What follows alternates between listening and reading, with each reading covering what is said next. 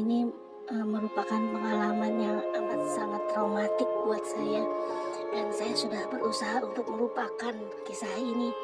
Dan memang saya sudah lupa gitu dengan cerita ini, karena kejadiannya udah lebih dari 20 tahun yang lalu ya.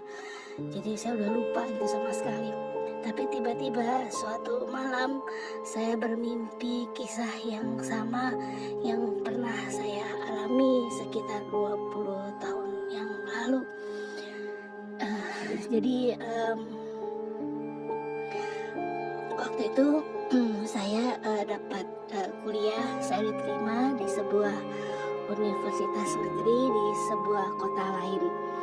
Dan teman SMA saya tidak ada yang diterima di kampus itu.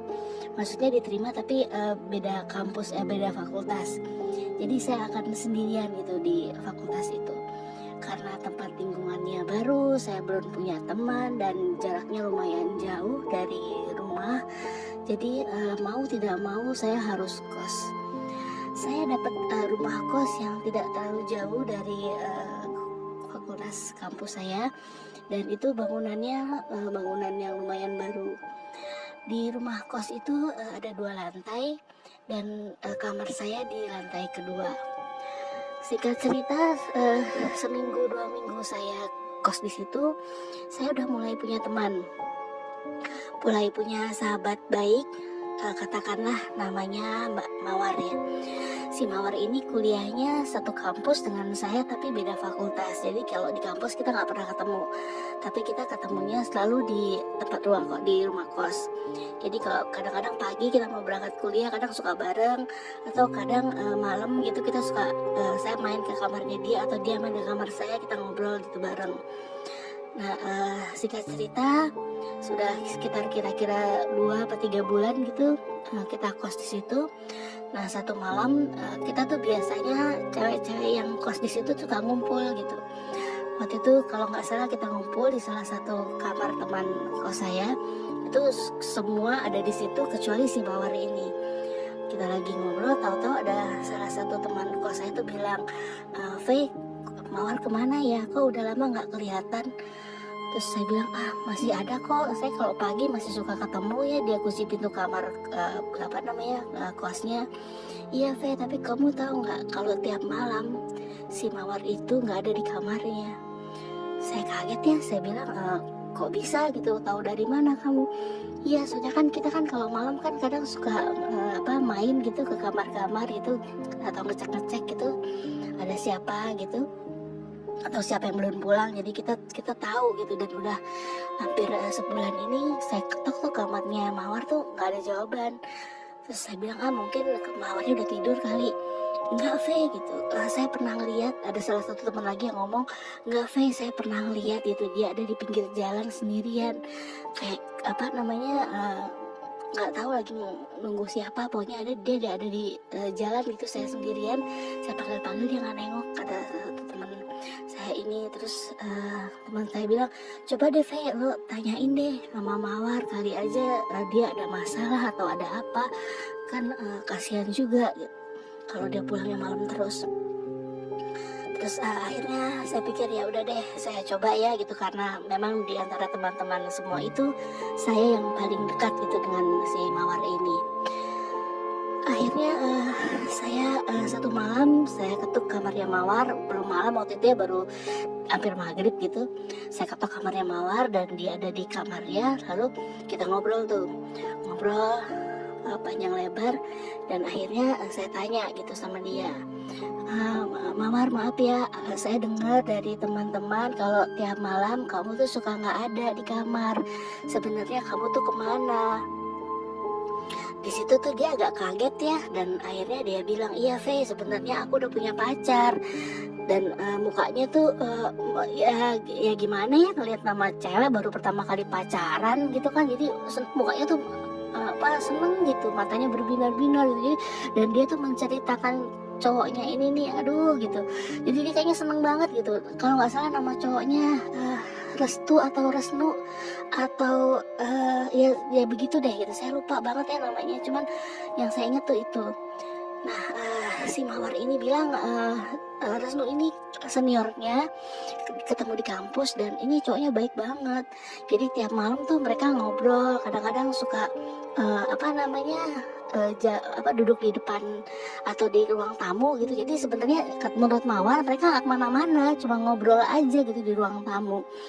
Dan itu saya makin bingungnya karena setahu saya dari teman-teman ruang tamu tuh kosong. Jadi kalau udah jam 9 itu tuh ruang tamu tuh pasti kosong dan semua teman-teman itu udah pada masuk kamar semua gitu. Jadi nggak mungkin ada orang di situ.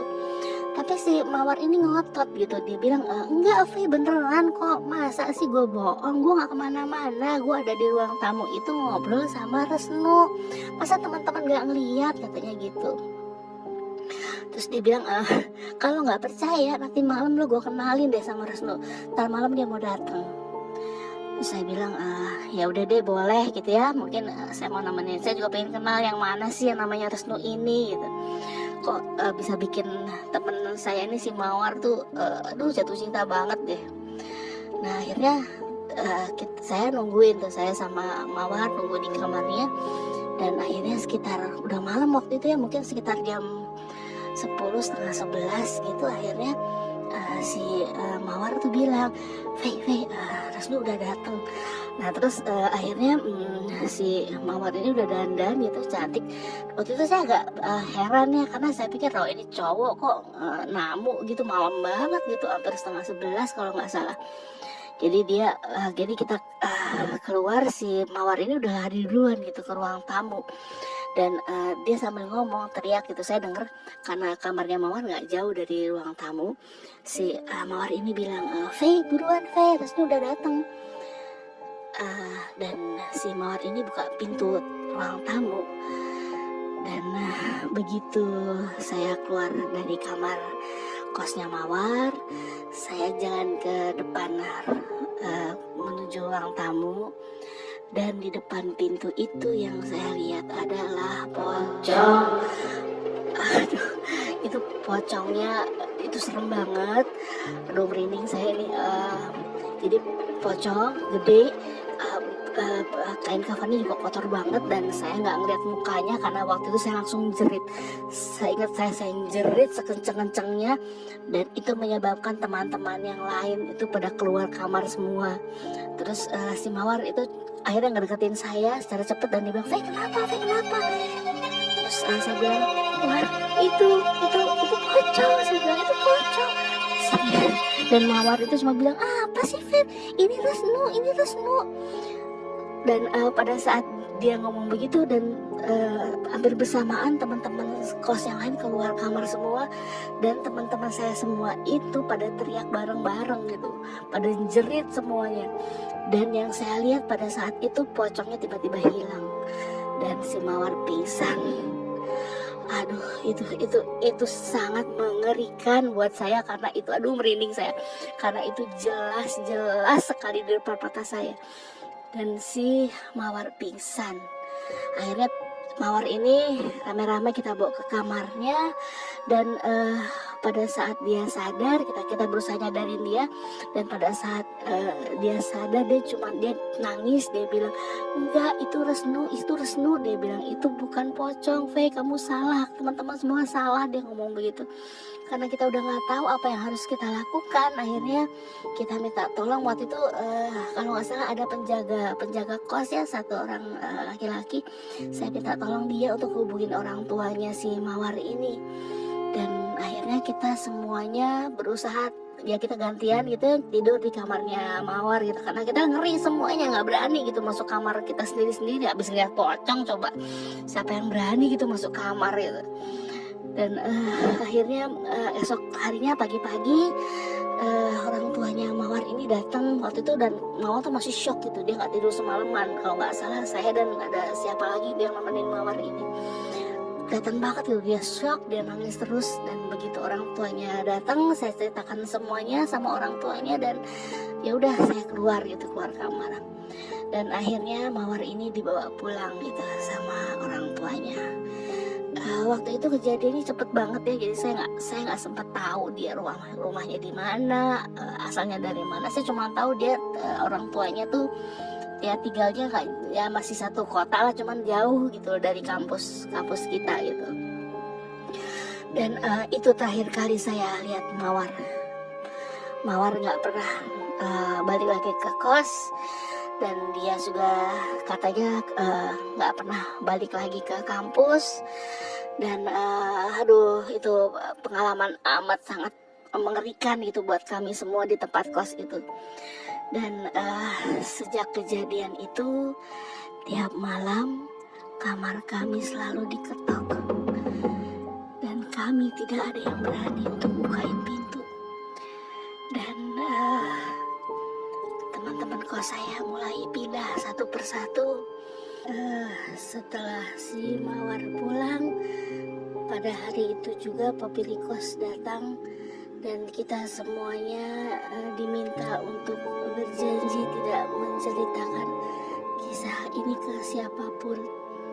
Dan saya sudah memenuhi janji saya untuk tidak menceritakan kisah ini ke siapapun sampai hari ini, karena saya tahu tempat kos itu sudah tidak ada, jadi sudah beralih fungsi, dan pemiliknya juga sudah pindah katanya dari tempat itu. Buat saya ini pengalaman yang amat sangat mengerikan. Perlu waktu lama buat saya untuk melupakan cerita ini. Saya nggak tahu gimana kabarnya Mawar sekarang. Kalau dia dengar